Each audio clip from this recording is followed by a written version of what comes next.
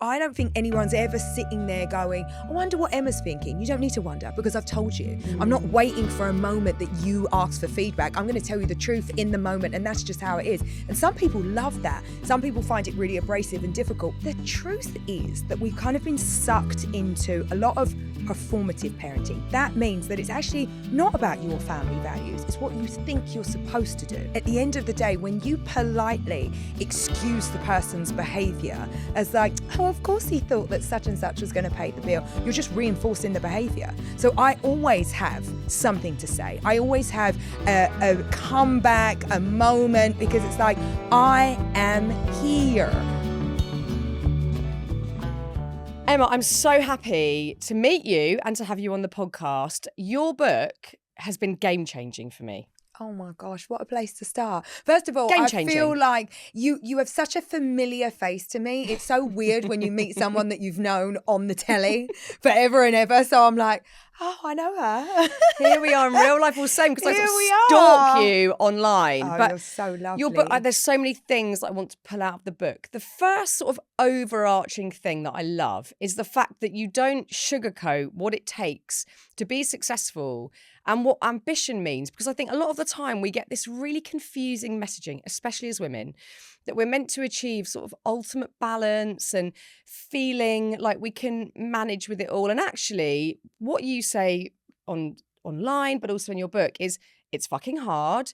It takes obsession, I would say, proper dedication, and balance is not in the equation. No, it's not even close to the equation. And it's so interesting because I love where you start and talking about, at the end of the day, I wrote this book because I wanted to serve women. I didn't want to create something that was yet another impossible standard and sort of gaslighting, because I think somewhere between this idea of like, you can manifest everything and put it on a vision board and it will come, and then this like other, total side that feels unreachable, we don't really have the truth. And I think if I can do anything well, and if I should do anything well, it should be to write something down that is my truth. Like, here are the things that work for me. And I don't sit here and say this is what's for everybody, but it's like, if you want an exceptional career, that is going to have to be met with extraordinary effort. And to tell anybody anything different is absolutely crazy. And so I just wanted to write something that felt like my truth, and also something that's going to be useful, because every woman I know is exhausted,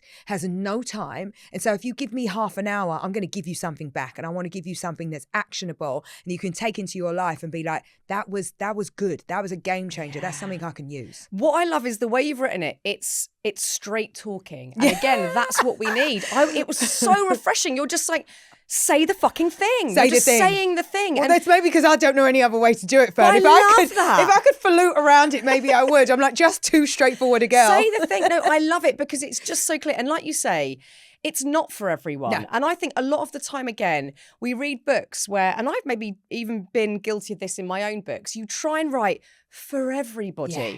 And this conversation, I think there is a lot to be taken for all women from this conversation. But what this book is saying is, if you're ambitious, listen to me. I'm really ambitious. And again, I think a lot of women out there feel like they can't say that, or there's something wrong with that.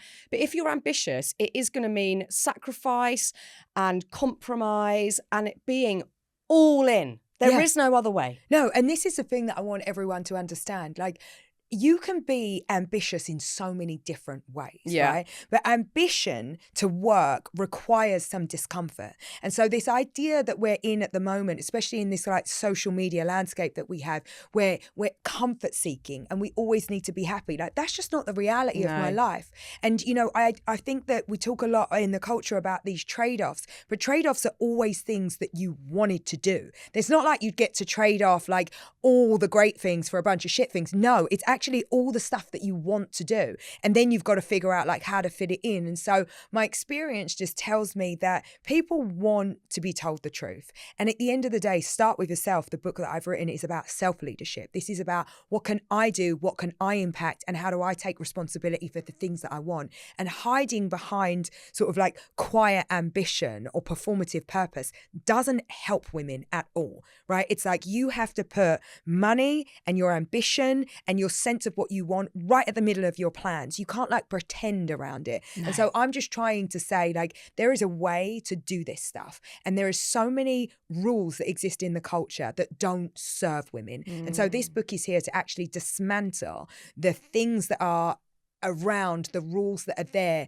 that don't work for women anymore. And that's really why I wrote it, because I was like, there is just a bunch of stuff that we have default done and that happens to us and we don't need it anymore. It's not working. But like you say, discomfort has to come into this conversation, because you're exactly right. A lot of the time we're going, but how can I just either feel better or like really good all the time or avoid discomfort? And one of the key things that, again, I got from the book was we have to be comfortable with getting feedback, and we can't be too fragile around that. And again, I think we can sometimes walk into dangerous territory where we're like, no one can say anything bad to me because I can't handle it. And yeah, you know, it's still going to hurt and you're going to feel upset or fucked off or dented. But we've got to be able to pick ourselves back up and get on with it. 1,000,000%. And it works both ways, right? Because you also can't be a people pleaser and a leader. So you need to get comfortable making other people feel discomfort, because otherwise you won't get what you want, right? If you're going round and you're like, and here's the thing that I want women to also understand. Two things can be true at once. You can be deeply empathetic and be somebody that's giving honest feedback. You don't need to be an arsehole, right? Do you know what I mean? And so you can be a good person, you can be a great leader, you can be a fair, lovely girl, and you can have all of these other traits. And so I'm trying to be like a model for how I want other people to think about needing to behave, because this idea that, you know, we need to behave like men in business, that doesn't work for us either, because we're not. That's not how we're wired. And so I think that we just need to borrow from the boys, still be who we are, still be women, still be in community. But if you're operating from this place of scarcity, like, you're not going to get anywhere. Yeah, I love that, because you say towards the end of the book that yes, you're straight I love that you've read the book. You really have read it. It's so good. Of course I've read it. My worst pet peeve, and this has happened to me previously, is I've guested on someone's podcast. They've not read my fucking book. First of all, it's atrocious. It does happen. I think it's outrageous. And, I mean, but you're testament to that, because I was supposed to come like a few weeks ago and you hadn't finished the book. And so it was like, we're going to have to wait. And I was like, I fucking love that. She's actually reading it. I wouldn't dare. I think it is so disrespectful to the person who's given up the time to come on for me not to have read the book. Well, thank you. I appreciate it. I will sit there and read until it's 2 a.m. if I have to. But also, much easier when the book is amazing and is. Thank you. I mean, I've written every note. Which you got some good notes there. I'm not going to lie. I've written these notes for me because I needed these notes. But I love that you say, because I've morphed into this role of being traditionally a broadcaster, but now I run a team and I'm trying to find my feet with it all. And I have been very guilty of being a people pleaser before and not wanting to upset anybody. Yeah. And you say, you're straight talking. Sometimes you can be blunt, but you tell the person what you need them to do or what they're not doing brilliantly. None of your team would ever say that you're not a nice person, but what they definitely would say is that you're a fucking good leader. Yeah, I hope so. Here's the thing. I think I'm firm but fair. I have very high expectations for myself and for everybody around me. But by the same token, I'm really honest about all the mistakes that I've made. And so you create the conditions for people to be able to do that, right? I'm out of the office at 5 o'clock every day because I need to go home, be with my kids, do bath and bed and, you know, a bit of a story. So I create the conditions for other women to be able to leave at that time because I'm doing that every day. I've made that okay in my place. I make a lot of mistakes. I own those mistakes. The only thing that's unforgivable is not learning from them. So I think that when you show people what is the possibility for them and how to behave, they follow that. And so I don't think anyone's ever sitting there going, I wonder what Emma's thinking. You don't need to wonder because I've told you. I'm not waiting for a moment that you ask for feedback. I'm going to tell you the truth in the moment, and that's just how it is. And some people love that. Some people find it really abrasive and difficult, but I think it's really not helpful for women when, you know, women come to me with ideas for their businesses or, you know, trying to raise money.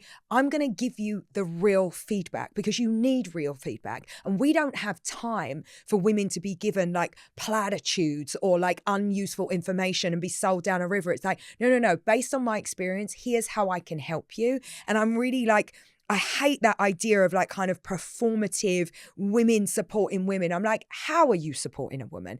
If you tell the truth, if you share your information, if you tell people, here's what I was paid, here's how much I'm paying for this thing, here's how I use this thing. Like, that's how you help women move forward. It isn't by kind of gatekeeping your information. And that includes your feedback. Like, we need that. We deserve that of each other. Yeah, it's a massively generous thing to do. And on that note, another thing that I loved about the book is you absolutely own your achievements, own your position within all of it, to the point where, because I think this is a real problem for women, especially women that run a team or run a business or have done well and have achievements, is that then there's this expectation that they should give everything they can to everybody that says, can you help me? Can you invest in me? I just need some money. And I think I've definitely fallen into that trap before of thinking, I don't deserve all this. So let me just give everything, everyone, everything I can, which does, I think, actually lead to scarcity because you're just boundaryless and everyone takes from you in, energetically, in whatever way. Yeah. And you're actually very boundaried at going, yeah, I can't help you, actually. I'll give you advice or I'll give you feedback, but I'm not just going to give you £1 million. That's not how this works. Or I can help you and here's my expectation in return. Yes. Right? Because it's like, I'm not doing it for nothing. Street. It's a two-way street. And I think that what we've got to get straight is like, what is advice that is easy and, low lift to give versus what are my expertise that you need to pay for? Yeah. And having a clear idea of your worth and therefore what your price is and what somebody needs to give you in return, like, is the thing. So when somebody comes to me and says, hey, could you just introduce me to this person because I have this great business idea and I actually think I can like create this. I'm like, great. Then I'll take a piece of it. Yeah. Because my reputation, my endorsement, my introduction is worth something. And the reason that I can do that and you can't is because of 20 years of work, not because I have somebody's phone number. So it's like, you've got to understand what is your value. And I think as soon as we understand that, like, business is transactional, that's what we're doing. We're not in it, like, not doing get a little sick. It's not a favors. No. And you can do someone a favor, but there's a limit to that favor. And I think that you just, again, I'm quite honest about that. I'm like, that's totally cool. And here's what I'd like in return. And more often than not, people are like, oh, I didn't really expect to give you something. That's like, that's okay. You didn't know that, but now you do. So then you're either going to give it to me or you don't want the thing. This is honestly, this is exactly what we need to hear. I remember this story, it was a pretty famous story, but somebody once went up to Picasso and said, oh, can you just do like a little doodle? Just a doodle. And take you 5 minutes. Yeah. And he was like, yeah, that'll be whatever. 20 grand, 50 grand, whatever he said at the time. And they were like, yeah, but it's going to take you 2 minutes. And he's like, no, it's taken 30 years. Totally. And that's the bit, again, a missing piece of the puzzle for women to go, no, I deserve to be here and I have worked my tits off to get here. And therefore I have X amount of years experience that is valuable. And I don't think we're told that. 1,000,000%. And I think that this happens to women that do like creative industries or in creative services. You're a hairdresser, but you can just give me a little trim. No, I can't just give you a little trim. It's like, and I want this to be understood and heard, not in a way that is about being selfish, right? But we have to place value on things and we have to be able to talk about money. Listen, I host a podcast and I love doing the podcast and I speak to the most successful women on the planet, but they still come into me and they don't want to talk about money. And when we avoid the conversation of money, guess what happens? Money avoids us. And so you've got to be able to name it and claim it and talk to it so that you can like extrapolate the value from it. So this is about the type of conversations that men have all the time. How many podcasts have I heard where they're talking about it? And the thing is, women are amazing at making money. They are amazing at creating value in companies. I know this because I employ hundreds and hundreds of women. But two things can be true at once. Again, right? You can care about a cause deeply and do really meaningful work and care about the money. You can care about money and a lot of other stuff. And so again, we don't need to say, oh, that's gross. I don't really want to talk about that stuff. The money will find me. You're going to do good work and the money will come. Guess what? It ain't. It ain't coming. You have to go and you have to find it and you have to name it and you have to claim it and you have to pull it in. That's the only way that it works. Yeah. But I love, again, instigating that conversation, getting women to talk about it. And, I want to do this with my daughter, like make sure that she feels confident in that space talking about it as she gets older. But how old is she? 10. 10. I love it. She I have a might as well be 9-year-old daughter. She's like so organised. That age, they're literally just like Unreal. something else. Yeah, that's it. Unreal. I actually thought about this. I was like, the next book I write needs to be Start For Yourself, the tween version. I need to get them earlier. We do, because they know what's what. They so do. She's going to be teaching me. But I think it's so important. But also not being deluded about money in terms of there is still this very global blanket coverage assumption that once you've made millions of pounds, your life is going to be amazing. Sadly not. And like you say, you know, like me, I'm from a working class family. So you know what it's like to not have money or to be in scarcity or to be thinking about money a lot versus now having lots of money and having the freedom to be able to buy a beautiful home, send your kids to a great school, take your children on holiday. But it doesn't fix everything. And actually, it doesn't touch the fundamentals in life, which are connection, love, loss, grief, heartache, all of those things. Can't fix that shit. Well, but this is where you're so right? I feel like money will solve like all your money problems, right? That's what it's so good at. And that's why this book is a business book that actually starts by addressing your emotions. Because when you are making decisions from a place that's based on how you might be feeling in any given moment, you will make bad decisions, not just in your work and your business, but in your life. And that changes everything. And so I really want women to make decisions from a different place, right? It cannot come from, fear. It cannot come from this idea that perhaps, that you have abandonment or you have scarcity or any of that stuff. So getting around and understanding how you're making decisions and where that stuff comes from, especially as it relates to money and the stories that we attach to money that come from our childhood, is really important. And the sooner you get to grips with that stuff, the sooner you will make better decisions. Yeah. It's just a fact. That is, I think, a subject that people will be surprised to read about in a book that is about business, but is about so much more, is that, well, you call it, and I fucking love this, impeccable emotional hygiene. Love. Biz had a lot of therapy over here. She lives in LA. Lives in London, having loads of therapy. I'm here for gotta that. Have all the therapy. I'm here for it. But I love that because I think maybe in the male arena, that would be less talked about in the context of business. But for women in business and for your own personal story, that has been of paramount importance to have impeccable emotional hygiene. What has that meant for you? It has meant a lot of therapy, but it's also been understanding and recognizing the patterns that repeat in my life.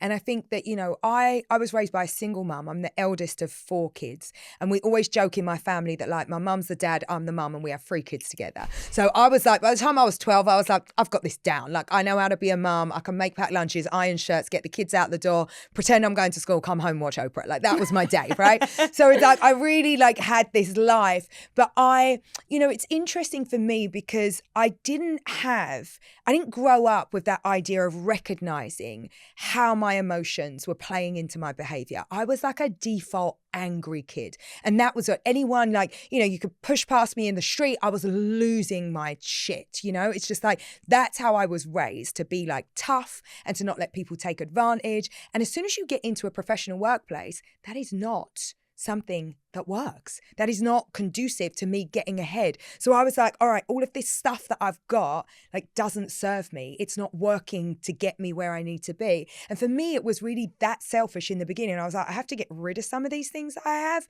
because they're not working to get me where I want to go. And as soon as I made that connection, that actually it was within my control, that I was the one that was creating these stories in my head, I learned to go inside and I learned to get close to myself. And it was so interesting because back then we didn't talk about meditation or mindfulness in that way. It was like, take a deep breath, count to 10 and go inside. And I would have a conversation with myself. And I was like, this isn't who I am.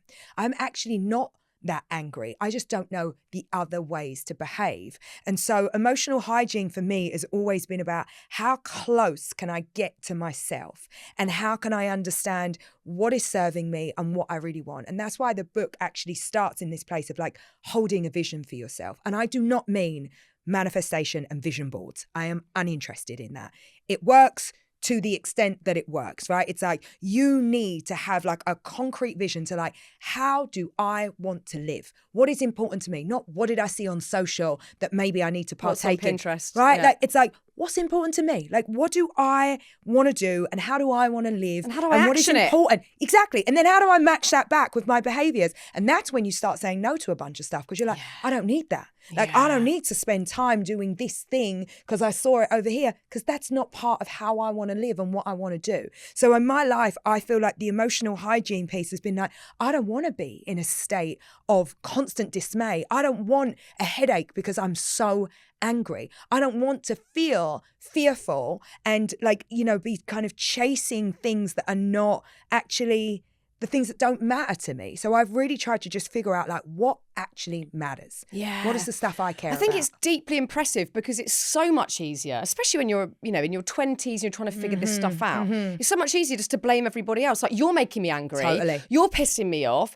You're making me upset. And then just to sit back and feeling everything. And it's not about suppressing anger or suppressing these emotions. Actually, I think it's really healthy for women to feel anger, but it's Me too. how much we're suffering within that and letting it fester in us versus, like you say, going in, looking at it, going, yeah, I'm feeling fucking pissed off. Why? What can I do about it? And how can I not let it take over the show? Because I'm the same. I can be feisty and it can, like, my blood can boil. And if I'm not careful, I don't get it out of my body, it can just take over for days. 100%. And I know that feeling of also making decisions based on fear. Like, I'm too scared to do that thing. I'm worried what somebody else is going to think. I don't know the answer to that. And it's like all of that stuff will keep you stuck. Yeah. And what you have to understand is like, nobody's watching you. Like, nobody is thinking No one about you cares. like you're thinking about you. And so when you make mistakes, half the time, no one notices. And so I've just kind of got to this place now where it's like, you know what, if I feel fear or if I'm worried about something, it's probably the direction I'm supposed to go in. And I don't mean it in that way of like, oh, like, you know, lean into your fear. It's like, no. Really understand, like, what is scaring you? Because usually it's just some stuff that you have going on in your head. It's not even real. And so now I've learned and I've said to myself, you know what, whenever I feel fear, what is the reason for that? Why does it exist? And that's what I mean by kind of getting close to yourself. It's easier the older you get, but it is something that I started practicing sort of like in my early 20s because I understood that most of my problems were here. They weren't real. They were like all because of me. And so when I say start with yourself, I'm like, go into yourself, understand yourself, and figure out how much stuff you can actually affect in your life. It's humbling. Unbelievable. It's really humbling. Humbling, because you humbling. can't be the victim. You can't be. You know, we've all been through shit in varying all degrees, and we could all sit there and go, well, if that person hadn't done that, I wouldn't feel like this. But actually, if we want change, we've got to realize we've got the autonomy to help ourselves out of it. And I think that is just such a key piece. And if you look back to, you know, you talk about your childhood a lot in the book, and you mention East London a hell of a lot, which I love because you can see how it's impacted you and informed who you are today. How do you think, you know, you talk even about friends, family members getting in trouble, going to jail, that you could have seen yourself going down a very different path, but you made that decision. You had that moment of introspection where you thought, I want something different for myself. You know, I feel like East London gave me so many things because where I grew up, first of all, it was like a proper neighbourhood, like a proper community. You know, you could knock on anyone's door and be like, my mum's not home yet, I need a pack of crisps, and they'll give you a pack of crisps. Do you know what I mean? It was that type of place. And by the same token, you had to tell the truth. There was this moral baseline that existed that was like, you are a good person, or you're a shit person. Are you going to tell the truth? Are you going to be reliable? Are you going to keep to your word? And that was just how I was raised. You were polite to your elders. That was just like, you called everybody Mrs. Such and Such. You said that please and thank you. That was like you were representing your family. You were going out into the world and there was just a way to behave and a way to be. And I actually think that is a foundation for my success in business because people need to be able to rely on you. They need you to walk into into a room and say you're going to do something and then you need to deliver on it. And I learned when I came up in my corporate career as, you know, working in partnerships, it's like you went to an agency, you had to deliver the thing that you said you were going to deliver. You had to best endeavor to do the stuff that you said you were going to do. And all the talk in the world, which I'm very good at, was not going to get you out of like this thing someone is paying for, someone has an expectation, and you need to do the thing. And so I actually credit East London with so much of like who I am and my personality. But by the same token, I was like, I don't want to stay here. I imagined like a big life for myself. I imagined like traveling and seeing different things and meeting different people. And I was like, I don't want to have to stay this small. But I knew it was down to me. No one was coming to like lift me up and go, there you go, princess. Like there's no discernible talent here. I can't sing, I can't dance, I can't. Like, do you know what I mean? There was nothing, like all the boys that I knew were going off and they were becoming like MCs, DJs or footballers. I was like, zero talent over here. What's next? Just hard work, right? So it's like, for me, that was my way out. But I talk about this idea of like just being really excellent, because what worked for me is being good all the way along. And I get so many women that say to me, you know, but you're in this amazing position now. And it's like, yes, but you know what? Like when I made sandwiches, when I delivered the paper, when I worked in a clothes shop, like I was excellent at that thing. I was the #1 account, you know, sales girl when I worked at Karen Millen. I make a sandwich better than anybody I know. I would have a certain way to fold up the paper. But even this morning, as I left the hotel, I take the time to fold it up and it's like, oh, that's so funny. That's how I used to fold papers when I did the paper round, because we have small letter boxes in England and you have to like get it through without it like scratching and, you know. But it was like a whole thing. And I think that level of attention to detail and excellence and pride in what you're doing, it goes in you. Like it just is like, that's the expectation. So again, I expect that from people that are around me, but I give that in everything. I'm coming into you. I'm going to give you my best for the hour that I'm with you. And I'm going to take notice of what you need to do and what your audience wants and how things should be done. But that's just like how you show up. Like that's just how to be a good person and a good human being. And I don't think it takes that much. So I try to bring that into every situation. Yeah. And it works. I'm so interested in the East London American mix we've got going on, because I think it works both ways in terms of, so your straight talking upbringing, which I feel very familiar with, that's sort of similar to, I think, how I grew up, and you were just polite and you had manners and you knew that you needed to, you know, kind of do your best in all areas to, you know, change your life and do something different.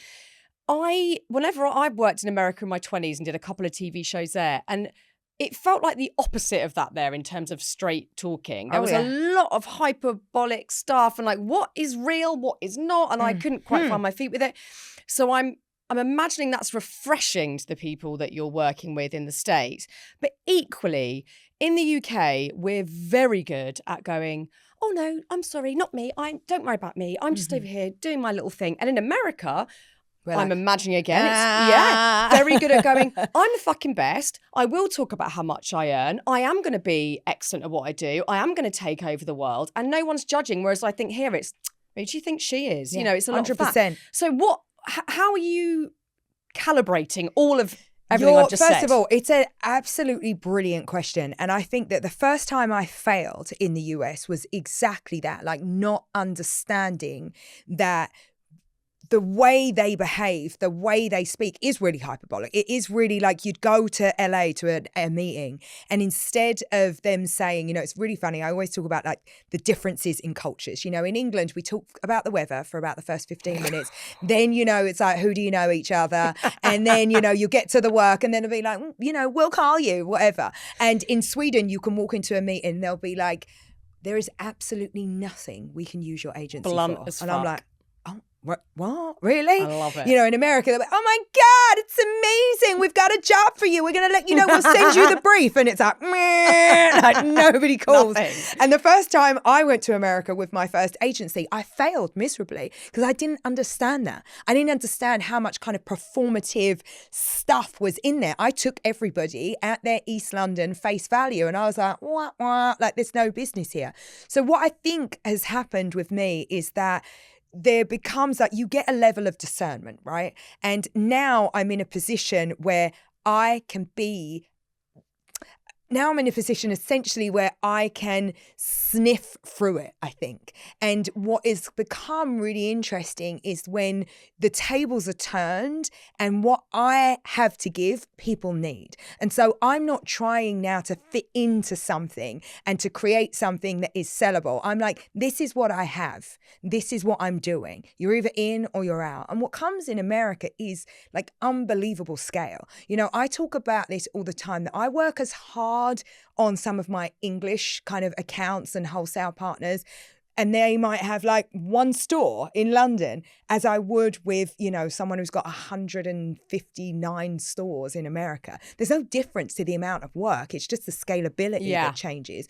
And so I think, you know, being English in America is a gift, like an absolute gift. And I've learned that kind of balance of taking everything that I have as a British person and then kind of putting it together with this American sensibility and, you know, selling myself and blowing my own horn. And I think the juxtaposition of the same hopefully means I can like continue a little bit of the crossover. Without a doubt. I think, you know, we all need to learn from that here, that it's okay to say, I'm really good at this. This is what I have to offer. Especially if you're really good at it. Yeah, and like, a woman. I think we're so bad at it. We're so bad because we're waiting for another woman usually to go, oh, well, it's all right for you or whatever. And it's like, oh, no, but and then you start to question yourself and whether you should have spoken up in the first place. I think we could all be in that way a bit more American. Totally. It would serve us. A little bit more braggadocious. You don't need to be a twat with it, you know.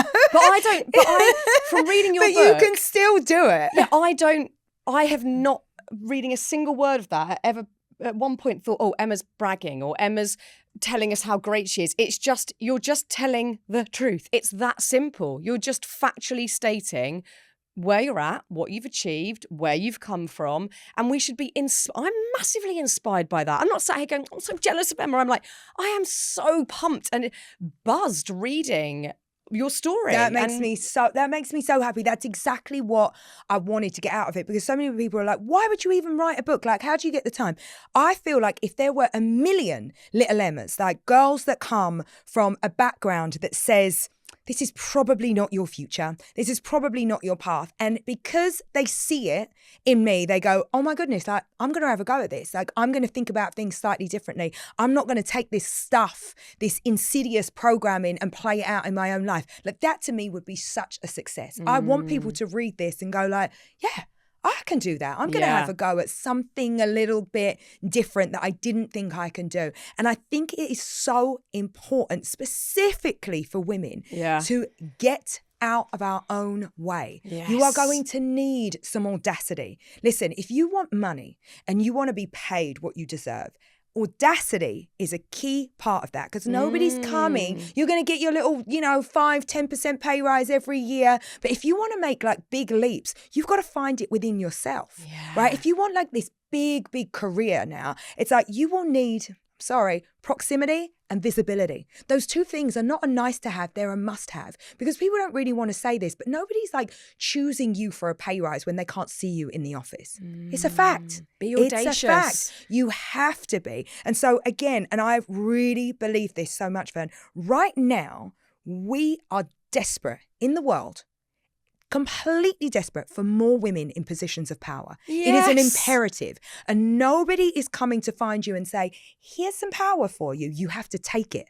Right? Women are extraordinary, but the realities of how extraordinary we are not reflected in the halls of power, on the cap tables that matter, nowhere. So it's like we have to now take the moment for ourselves and make sure that we can be in positions of power, because we cannot sit and look at the world and go, where are we going? What's happening in policies and politics? What's happening in the world? We have to affect it. That means that we need to be in it. We need to be the decision makers. We need to be at the top so that we can stop the behavior that we see. And that isn't just about, our jobs and our careers. That's in all positions of power throughout society. So I am really sitting here going, this start for yourself stuff, this is just not about you. This is like about the world. Like, how do we want to live? What do we want to see?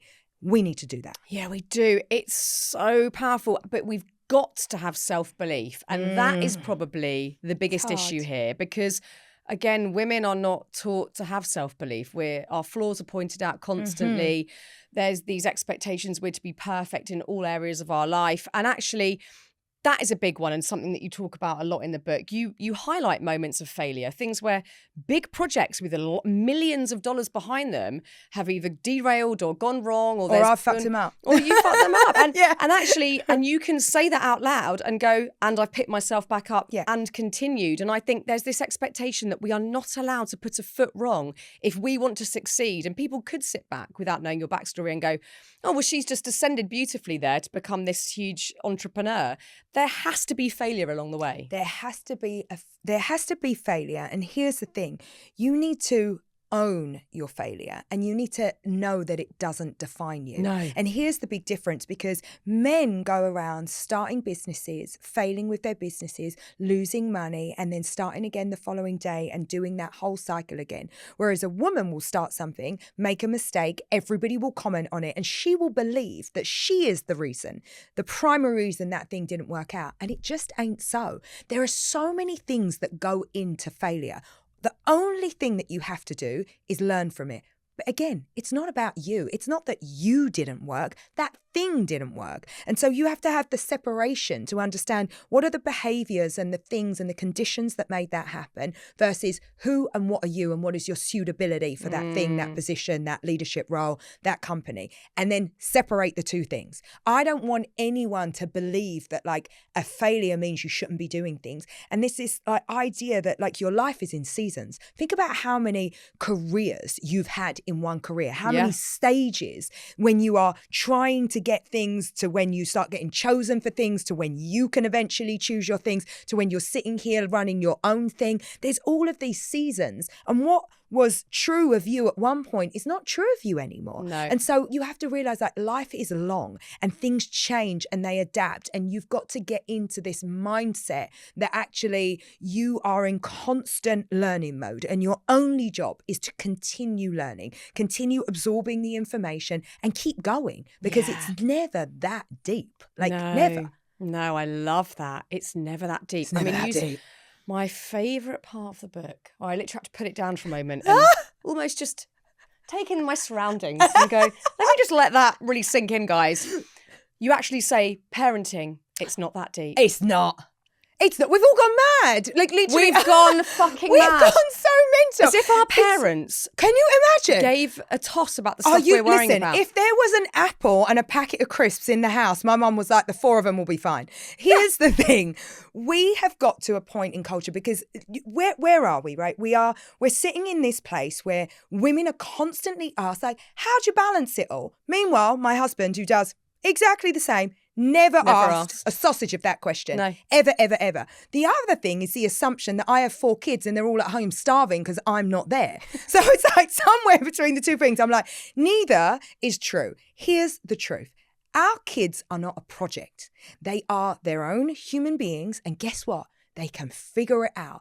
They need love and they need guidance, and they need to know that when stuff goes wrong, they can come to their mum and have a cuddle and I'm going to listen to them. They do not need me to usher them through every little moment of their life. If some shit goes down in school, I don't need to speak to that parent. I'm like, figure it out. Talk to the kid. Like, you're having a hard moment. Like, you know, I need the teachers to do their job, and I need the lunch ladies to do their job, and I need the doctors to do their job. And by the way, I need the dad to do his job too, and the rest of the family. But it cannot be the sole preserve of a mother to get the kids from A to Z and to worry about what they're eating, what they're doing, what their intake is, what their, you know, after school stuff is. It's like, guys, it's not that deep. Nobody needs like sandwiches cut into heart shapes. Nobody. Oh, fuck that. Not one person. Like, crying out loud. Just take a step back.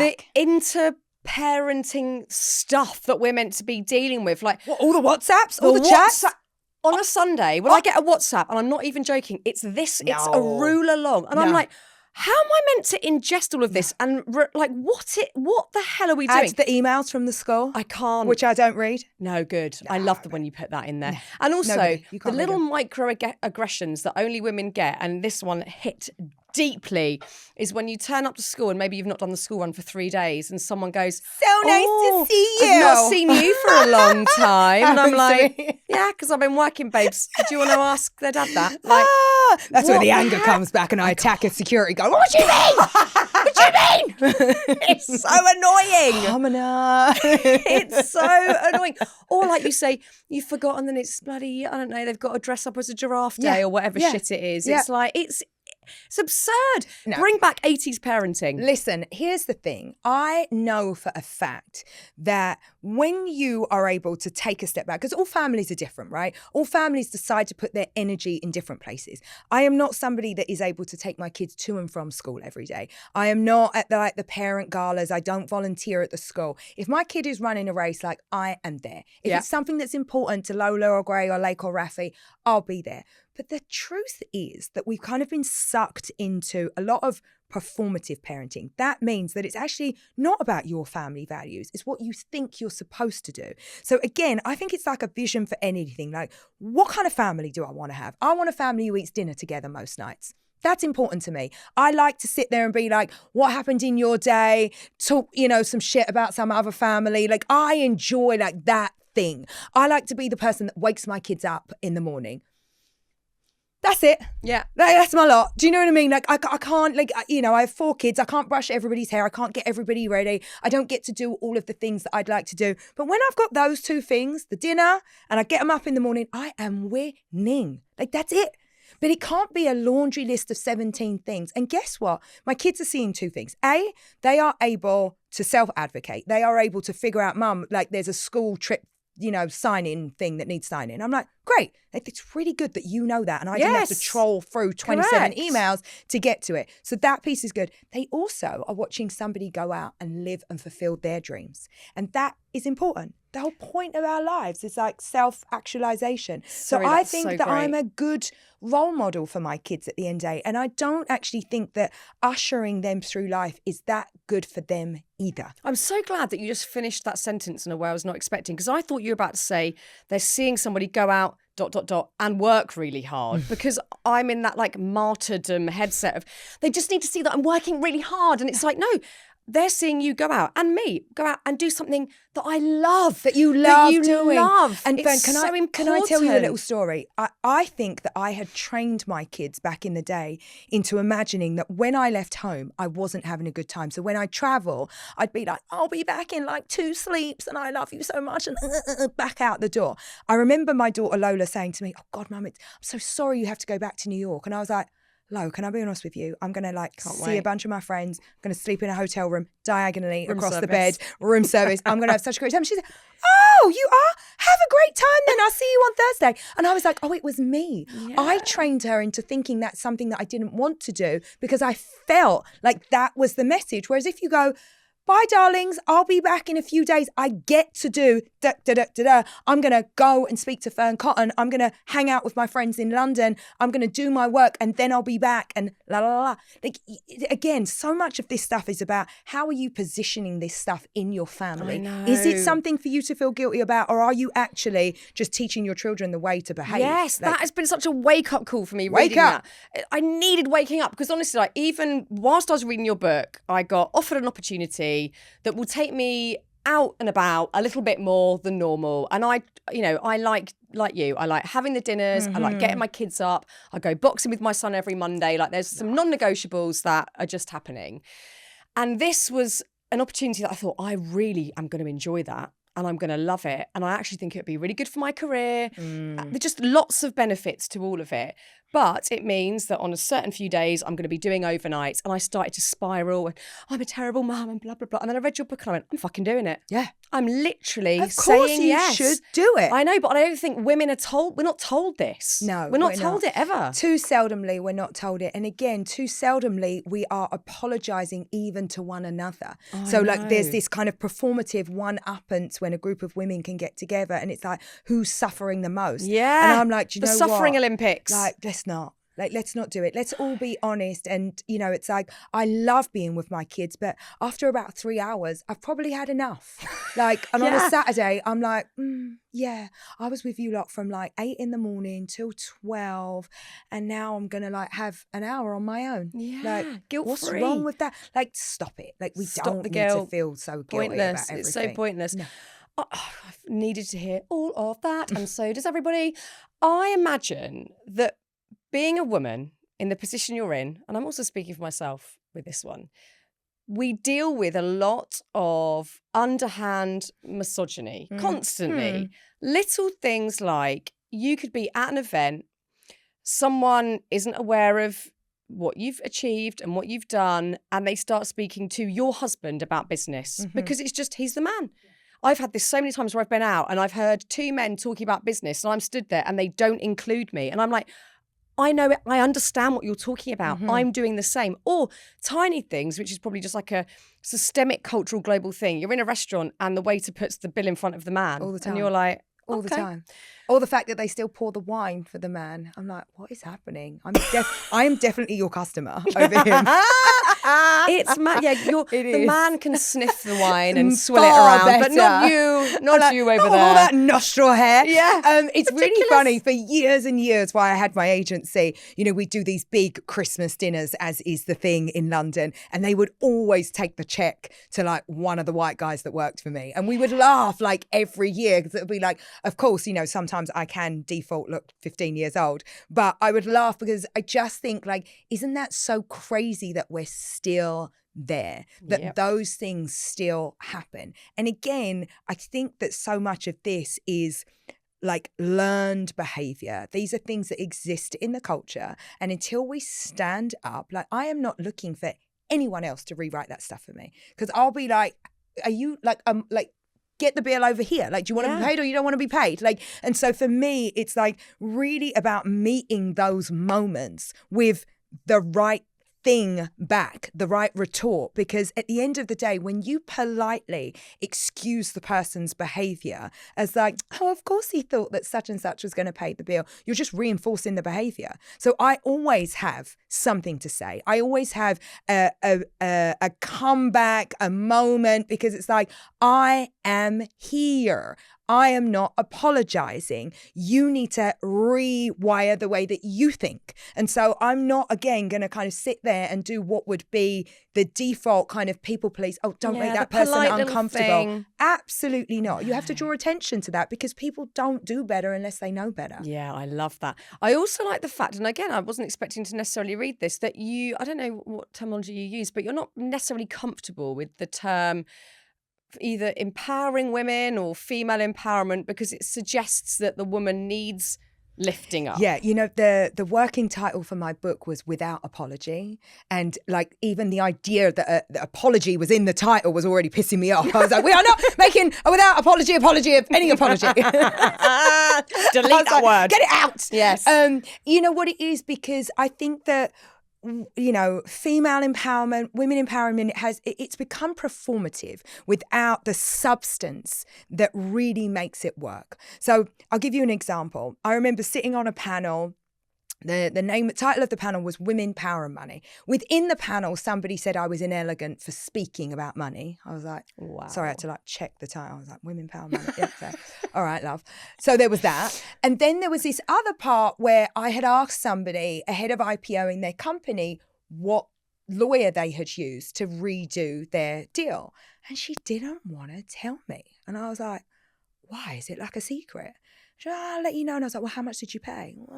And I was like, what are we doing here? I need the specificity of that information. A, so I don't overpay. B, so I get a good deal. You should want me to get a good deal. Yeah. And by the way, I'm going to pass that information to 5 other people. Like, what are we talking about? So I don't enjoy the performative notion of women supporting women. I want the real stuff. I want you to give me the information, share the information, tell me how it is, show me the mistakes, be a proper person. Like, be be helpful, be useful. And I feel like when we, and listen, I love a dinner as much as the next girl, but when I do my dinners, seat at the table, it is purposeful. I'm sitting you next to the person that you need to sit with, who's got the information that you need. What a joy. I'm sitting you next to a girl that's coming up in media and entertainment who needs to understand all the things that you did and what not to do. So I think that what we just need is like an openness to discuss the stuff that matters and is going to help us to move forward. Rather than some like pointless Instagram post that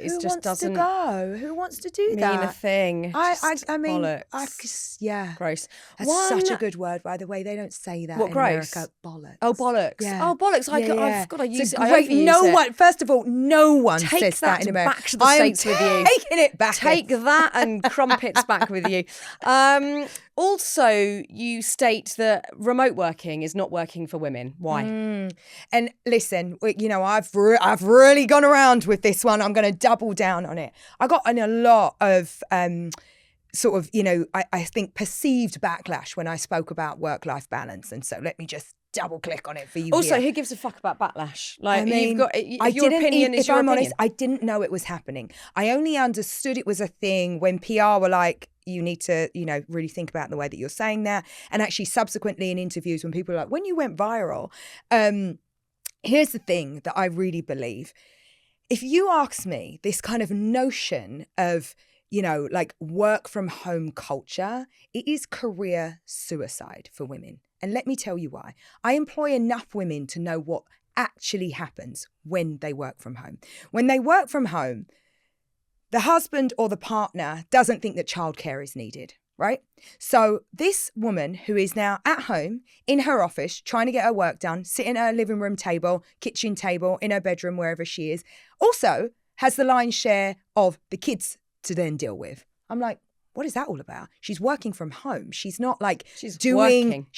She's not doing the school run, making the packed lunch, picking up the kid at whatever time. Like, you're supposed to be working from home. Also, what you have to understand is that proximity and visibility is key for career progression. And when you are out of sight, you're out of mind. And what we're seeing, there's a really amazing statistic that came across my desk the other day. 500,000 women have dropped out of the workforce since January in America. 500,000, citing difficulties that stem from COVID, that they've just, work from home culture has really kind of like shifted the way that we all see work. So I really honestly look at it and I'm like, it really is career suicide, not to mention what's happening in society. Marriage rates are down, birth rates are down. When you think about, England has a loneliness epidemic. Of course, you don't meet people in your home, in your living room. You have to go out and be in the world and be in people's faces. And so I'm not sitting here saying I don't understand what benefits come with some flexibility in your work life. Of course I do. I'm a mum of 4.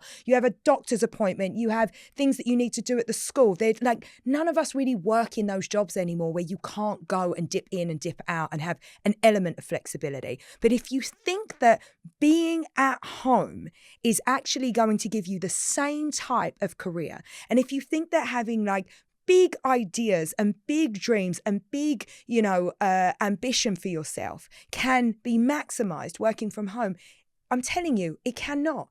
You're on a fool's errand, and anyone who tells you any different is just a liar. Yeah. And so, it's like, go at me, get me online. It's like, I'm telling the truth. And that's just that. And also, you're telling the truth from a place of not only understanding it as a mum, but you grew up with a single mum and with four kids in the house. Like, that's... Yes, and I employ hundreds and hundreds of women. So I see it firsthand. And I've questioned people in my office. I'm like, why are you promoting another guy? Well, because these 3 people aren't in the office. Why is that? Well, actually, because they've taken advantage of what is given them to the office, a 3 or a 4-day work week. It might be okay at your place of work. It doesn't mean it's going to be okay for your future. Yeah, exactly. And like you say, it's not for everybody having that level of ambition. If it isn't, and working from home suits you because your ambition is capped, then that's also okay. It's not cool. Exactly. That's what I think. It's always the nuance is missed of people going, but I don't want that. Well, then that's fine. That's fine. That's absolutely fine. Then don't you do that. Yeah, this is a chat about ambition, and we shouldn't be scared to say it. And I'm so grateful for your level of confidence and vehemence talking about it. I'm done with us pussyfooting around subjects so we don't upset certain people who don't want that. And it isn't helpful. No. At the end of the day, it's like, what are we trying to do here? Because so many women have, we have so much to give, and we're frustrated by the lack of progress. And so it's like, if I know something that's going to help, why wouldn't I say it? Yeah. It's like, this is going to help you. And let me tell you, a lot of people say to me, you know what, Emma, I didn't know that wasn't a good question to ask in an interview. I didn't know that taking advantage of something that was a given in my workplace wouldn't help me progress. I thought because it was there, I should. I was like, that's okay. I'm just going to let you know. Yeah, we're all learning and working it out as we go. And when you know better, you do better. I love that. I love that. I would love to know if there are any songs that, I mean, maybe we could relate it to what we're talking about, that just make you feel fucking powerful and like ready to take over the world. I love a good song. Yeah, me too. Bitch better have my money. Don't you think that one? Let's Rihanna, put that I love that one. That can go on our I always think that Happy one. Place playlist. Literally, like, such a good song. I mean, anything Rihanna does is kind of good, she's no? the best. She just makes me so happy. Another woman who's just like doing her thing. She's awesome. Giving zero fucks all the time. Zero fucks. It's so great. Literally my favourite. And where is your happy place? You know, I am very aware, Fearne, that right now I'm in like the single best moment of my life. You know, it's like I have an awareness, you know, it's like I'm not going to get better looking. I'm not, you know, it's like my kids are at that age where it's like they still really want their mum. Like no one's yet embarrassed of me, but I don't have like babies in diapers anymore. Yeah, you know, it's like I'm in this beautiful sweet spot of like 12 and 9 and 4 and 4. And my life is so lovely. I have the most adorable husband that I still love after 17 years of marriage. And I'm very like in the moment. Like I wake up every day and I'm like, oh, this is it. Like you're in it now. Yes. So like be really grateful. Like just take in every moment. And luckily I am someone who stops to smell the roses. Like it's like I will celebrate like anything. Like a good hair day, like a new top. Like I bought a new top yesterday on my way from the airport. Do you know what I mean? Like so to me it's like I try to make sure I'm noticing everything. Yeah. Like and that I think is really helpful in your life. And again, I was like that as a kid. You know, I used to buy flowers from the gas station, from the petrol garage, and I would spend that $4.99 on flowers, and I would like take each flower out and put each flower in a different thing in a different space, because it's like I'm just that person who's going to wring the best out of it. Do you know what I mean? Like whatever it is. And so I feel like that like expandability of like making whatever it is like big and important and meaningful is something that I'm always trying to do. Sorry, that was a long answer to your question. It's not one you can answer quickly, No. but I love that it's now, because I think we are constantly forced to think that the best bit is to come or that it's in the future. And that's not to say you're not going to have amazing times. But it's not a given. But I think we're so trained to think something's off, something's wrong, it could be better, or I could be improved, and this whole self-improvement thing that will be better in the future. Well, maybe it's now. Maybe the happiness, well, it is. It's not maybe. It's now. It's now or never. It's really true. And maybe you have more responsibility for it than you thought. Maybe you have more ownership than you thought. And I think the minute, you know, I have this wonderful friend, Diane von Furstenberg. Oh, and legend. she's such a legend. Such a legend. And, you know, she says the most important relationship you'll ever have is the relationship you have with yourself. And, you know, I think about that because like so many of us, I have this constant conversation going on, and you can tell yourself a lot of shit that will keep you small and it will keep you down. Or you can talk yourself up every day. And that's what Start With Yourself is all about. It's like, I am a default 8 on the happiness scale. It's just like, that's how I wake up most mornings. But then I can choose, right? If a kid comes into me, like, you know, with a bad dream or wet the bed or a school problem, and then I read an email and then like, you know, I burn some toast, like it can go down, right? And I get in the office and it's just problems after problem after problem. That's a choice. It's a choice how I react. It's a choice how I bring myself into the room. And so I think that when you start with yourself, you have to choose like, where are you on your list? Yes. Like, how are you going to behave and how are you going to work and what do you want to be? And so I've just chosen to put myself like super high, right on the top of my list, and then be like purposeful about it. Yeah. And that works in business and it works in your life and it works in all areas. And again, women are told to put ourselves at the bottom of the list No. every time, put everybody else before you. No. And then you end up resentful and miserable. Well, that's the thing. And ill. And looking like shit. It's like, I'm not going to do that. No. Like, I just refuse. Yeah. And also, we can't wait for somebody else to make us feel great. We can't wait for that person who says, you're amazing, or you look amazing, or I love you so much, which then supposedly gives us permission to like ourselves. No. We've got to do it for ourselves. But, you know, it's not me who says it, but it's like, you know, you teach people how to treat you. And when you hold yourself in really high regard, oh my God, everyone starts doing it. Yeah. You know what I mean? People are really nice to me because I am super nice to me. Yes. And it's like, I know how I want to be treated, and it kind of, it comes out. It literally like leaks out of you. Yeah. It's really hard to treat someone bad who treats themselves like a queen. Yeah, I love that. You know, you're like, you try it. It's like, I needed to hear that today. True. I'm going to treat myself like a fucking queen, all queen for the rest of my life. Oh, God.